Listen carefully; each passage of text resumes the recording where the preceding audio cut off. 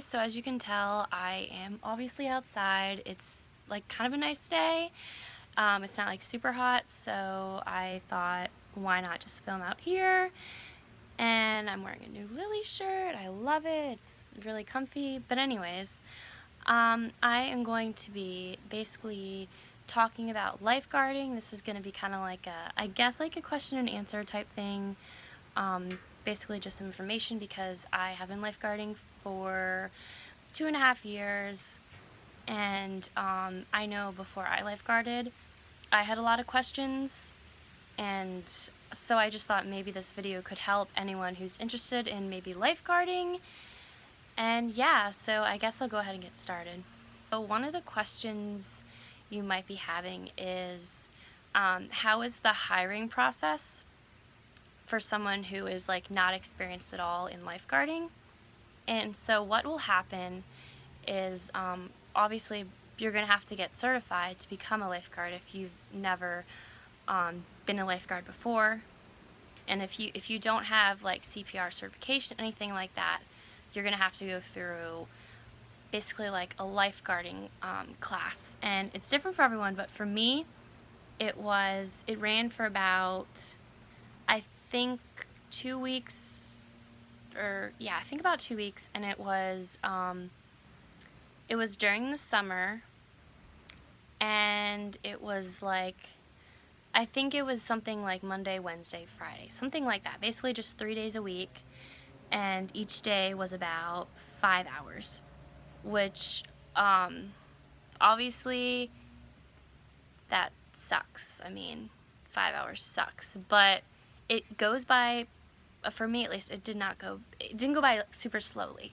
So in these classes, you are going to get obviously lifeguard certified, you're going to get CPR certified, first aid certified, oxygen certified, like all of those certifications you're going to get. And you need those certifications to be a lifeguard.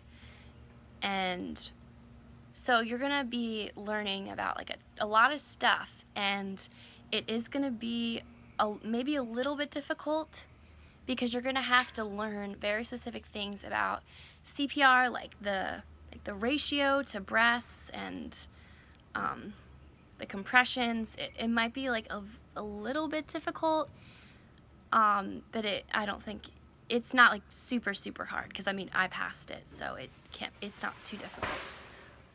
A tree just fell down.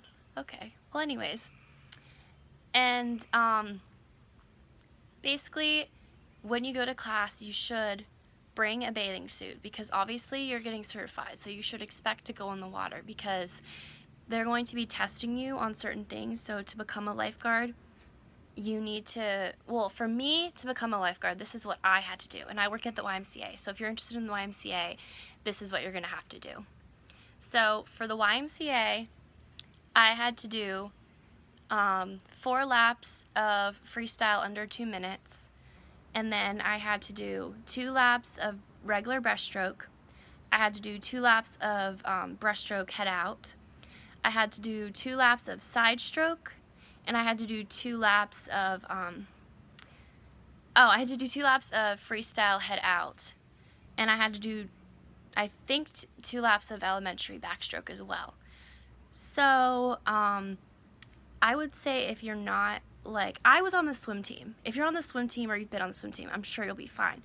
But if you're not a very strong swimmer, I would definitely recommend practicing before, because you do need to pass the test, the swimming test. And if you don't pass, I think they might let you retake it.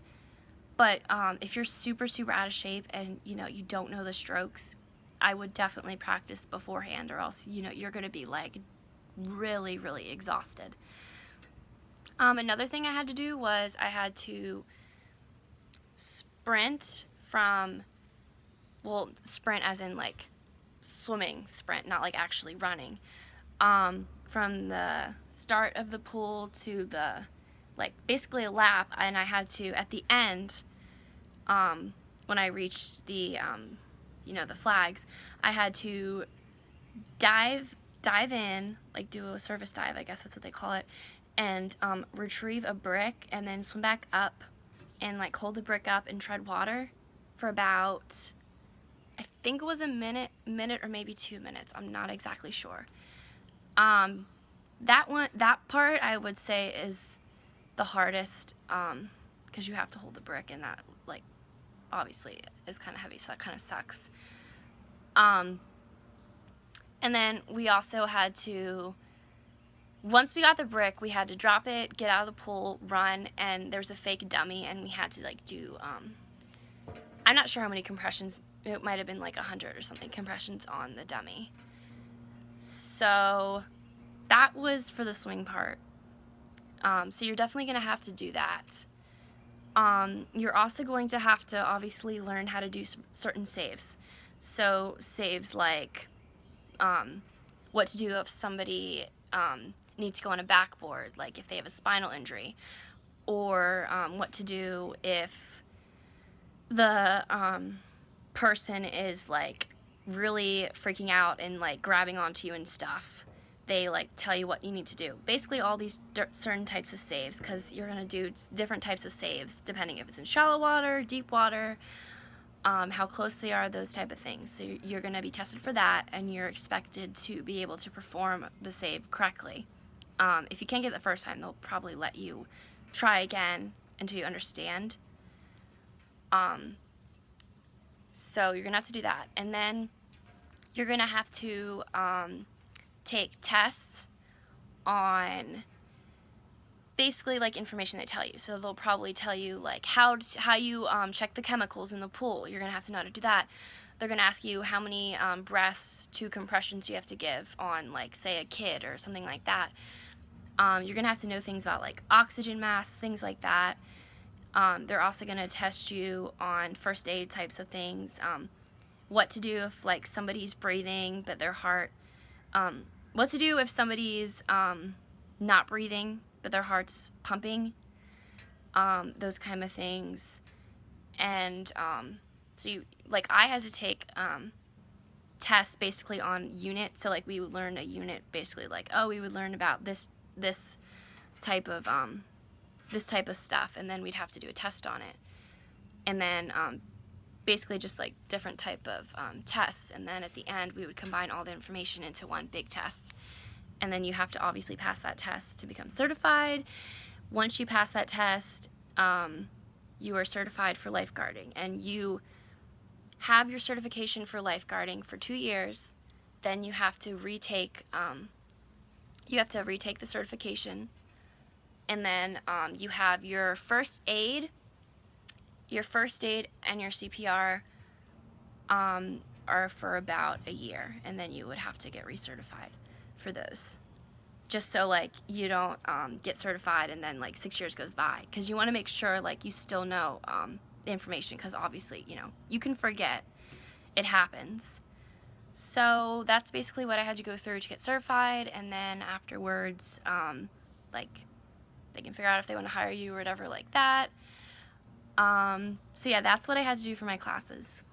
Another like common question is, I guess, like, how hard or how easy is lifeguarding? Some people think lifeguarding is, you know, scary because you have to save people. Other people think it's super easy because you just have to sit down. That's what they say. Like, that's kind of what my dad thinks. I would say that it is not very difficult, obviously, but it has a ton of responsibilities. So you can go through a day, you know, you basically sit down, watch people, whatever, and that, you know, obviously is not super hard, but you have a ton of responsibility because things do happen, and you are responsible for saving somebody's life. And if there is somebody who is drowning, you are responsible to save that person. And that is obviously very scary. You need to know what you're doing. You need to know when to give compressions, how many to give. You need to know about like AED. You need to know all that type of information. And although you might never save anyone in your whole entire life. You might go through your whole lifeguard career never saving anyone. But You need to know that you're responsible for saving someone if that ever comes up. Because I mean, it happens, and recently, well, not super recently, but a couple months ago, where I work, there was a girl who, she was literally, like, her face was turning blue, and they did, like, a lifeguard literally had to do, like, call 911, do the high maneuver on her. Things definitely happen. So although it might not seem like a super, super hard job, like, you don't have to, like, you know, it's not, like, very, like, it's not physical labor or anything like that, but you have so much responsibility, and you're definitely someone that needs to be paying attention, because if somebody drowns, obviously, and you don't notice, that's a very big issue. Obviously, you'll be fired. I mean, a lawsuit can come. It's a very big deal. So although it's not super tough, you need to know that you need to be responsible, because things like this happen, and you just need to be prepared.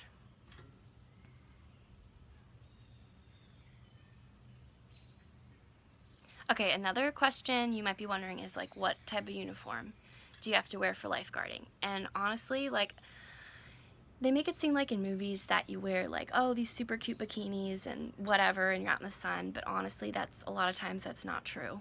You're gonna have to wear, most likely, a guarding t-shirt. So, like, a red t-shirt that says guard on the back or whatever.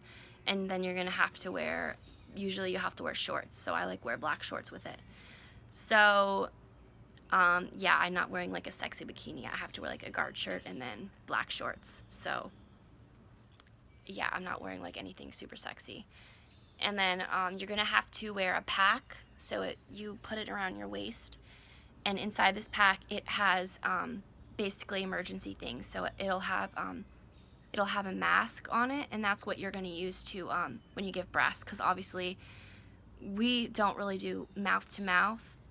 We would put the mask on and then breathe through the mask, so that you're not directly touching their lips or anything. So the mask is in there, and like various other things are in there. And then you're also going to have to wear a whistle for obvious reasons, like if you need them to get out of the pool, or if they're, like, running and you have to get their attention, you're gonna blow the whistle and be like, guys, like, no running, stuff like that. So also, they're gonna want you to wear open-toed shoes, so they're not really gonna want you to wear, like, sneakers, obviously, because you're gonna have to get in the water probably at some point. So they're gonna want you to wear, like, Crocs or, like, flip-flops. I know, like, at my work, they don't really want you to be barefoot. Obviously, if there's glass or something, you don't want to step on that. So that is what the uniform looks like. Okay, another question that you might be wondering is, how long are you on the chair for? And for me, there are 2 pools, and for the first pool, I will sit in the chair for 20 minutes, and then I'll switch off with another guard, and I'll go to the next pool, and I'll sit on the chair for 20 minutes, and then switch off with another guard, and then I will be on break for 20 minutes. So, for me, it's 20 minutes in the chair, and then we switch off. But I've been at other places where it could be 15, depending on how many guards you have. If you have a ton of guards, you could do 15. You also could do 30. I've seen 15, 20, or 30. To me, I think that an hour would be a lot. That can happen depending on where you work, but for me at least, it's usually 20. For me, it's usually 20. And when you are down and you're on break, usually you should, like, check the chemicals to make sure the pool is fine, or kind of, like, clean up the pool area, because I know, like, where I work, my boss really doesn't want us to, like, just sit on our phones the whole entire time. So we can, like, clean it, whatever kind of cleaning stuff you want to do. Alright, so I hope you guys enjoyed this video. If you have any questions about lifeguarding, feel free to comment down below. I would love to answer your questions, and I really hope that this will help you if you were considering lifeguarding and everything like that. So thanks for watching. Bye!